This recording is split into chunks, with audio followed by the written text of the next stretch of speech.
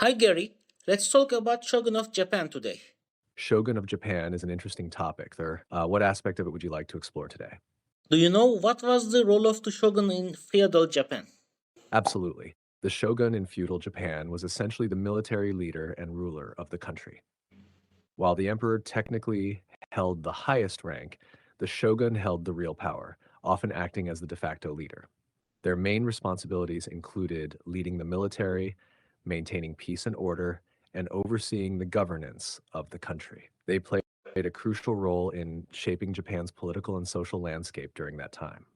I want to ask, how did someone become a shogun?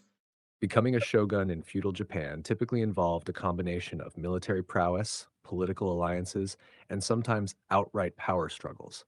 Often, a powerful samurai clan would rise to prominence, either through military conquests or strategic marriages with influential families.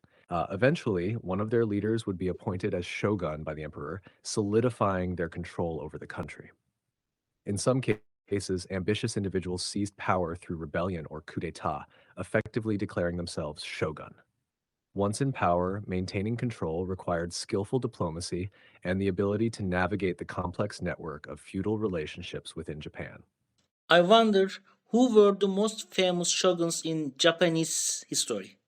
There have been several famous shoguns throughout Japanese history, each leaving their mark on the country. Some of the most notable ones include 1. Minamoto no Yoritomo. He was the founder of the Kamakura Shogunate, the first shogunate in Japanese history, established in the late 12th century. 2. Tokugawa Ieyasu. He founded the Tokugawa Shogunate, which ruled Japan for over 250 years, from the early 17th to the mid 19th century. His victory at the Battle of Sekigahara in 1600 solidified his power and paved the way for the Tokugawa Shogunate. 3. Oda Nobunaga, although he never officially held the title of shogun, Nobunaga was a powerful warlord who played a crucial role in the unification of Japan during the late 16th century. His efforts laid the groundwork for the Tokugawa shogunate. 4. Toyotomi Hideyoshi, a loyal follower of Oda Nobunaga, Hideyoshi succeeded him and completed the unification of Japan. Although his rule was relatively short-lived, he is remembered for his achievements in centralizing power and implementing social reforms. These are just a few examples, but each shogun left a lasting legacy on Japanese history and culture.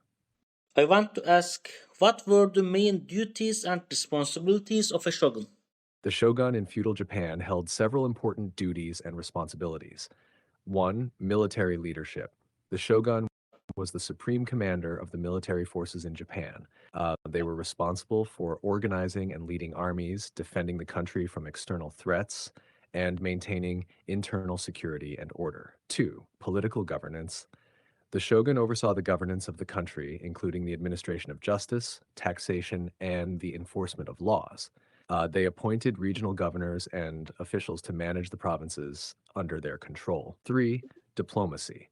The shogun conducted diplomatic relations with other countries, negotiated treaties, and managed foreign affairs to ensure the stability and security of Japan. 4. Patronage of the samurai. The shogun was the patron of the samurai warrior class, providing them with land, stipends, and privileges in exchange for their loyalty and service. 5.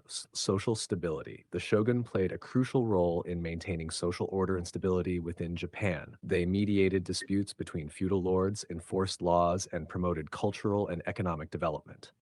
Overall, the shogun wielded significant power and authority, acting as the de facto ruler of Japan during the feudal period. I know something about Tokugawa shogunate, but I want to learn more. So, can you tell me what were the major accomplishments of the Tokugawa shogunate? Certainly. The Tokugawa shogunate, also known as the Edo period, 1603 to 1868, was a pivotal era in Japanese history, marked by significant achievements and developments. Some of the major accomplishments of the Tokugawa shogunate include 1. Political stability. The Tokugawa shogunate achieved a long period of political stability and relative peace, known as the Pax Tokugawa. This stability allowed for social and economic development throughout Japan. 2. Centralized feudalism. Tokugawa Ieyasu and his successors implemented a system of centralized feudalism known as the Bakuhan system, which strengthened the authority of the shogunate over the feudal lords, daimyo, and promoted loyalty to the central government. 3. Economic prosperity. The Tokugawa period saw significant economic growth and urbanization, particularly in cities like Edo, modern-day Tokyo, Osaka, and Kyoto. 4. Cultural flourishing. The Edo period was a time of cultural flourishing in Japan. It saw the rise of traditional arts such as kabuki theater, haiku poetry, woodblock printing, ukiyo-e, and tea ceremony. The Tokugawa shogunate also supported the spread of Neo-Confucianism and the development of Japanese literature and philosophy.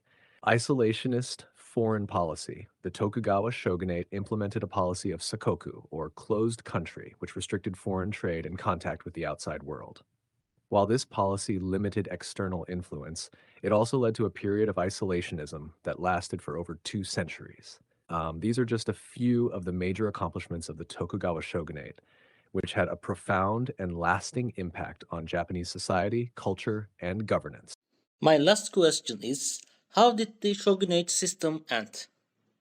The Tokugawa shogunate came to an end in 1868 with the Meiji Restoration, a period of significant political, social, and economic upheaval in Japan. Several factors contributed to the downfall of the shogunate system. 1. Western influence. In the mid-19th century, Japan was forced to open its borders to foreign trade by Western powers, particularly the United States. This exposure to Western technology, ideas, and military power challenged the isolationist policies of the shogunate and led to internal conflicts over how to respond to these external pressures. 2. Internal unrest, economic disparities, famine, and dissatisfaction among the samurai class contributed to internal unrest and rebellions against the shogunate. The rise of pro-imperial factions further weakened the authority of the shogun. 3. Imperial restoration movement. The movement to restore power to the emperor gained momentum, with calls for the abolition of the shogunate system and the return of political authority to the imperial court. Pro-imperial forces, led by figures such as Emperor Meiji and samurai leaders from various domains, eventually gained enough support to overthrow the shogunate. 4. Boshin War. The culmination of these tensions was the Boshin War, 1868 to 1869, a civil war between pro-imperial and pro-shogunate forces. The conflict resulted in the defeat of the shogunate's armies and the surrender of Tokugawa Yoshinobu, the last shogun. 5. Restoration of imperial rule. Following the Boshin War, power was officially restored to the emperor, marking the beginning of the Meiji era and the end of the shogunate system. The new Meiji government embarked on a program of modernization and westernization, transforming Japan into a modern nation state. In summary, the decline of the Tokugawa shogunate was precipitated by internal unrest, external pressures from Western powers, and the rise of pro-imperial forces advocating for political change.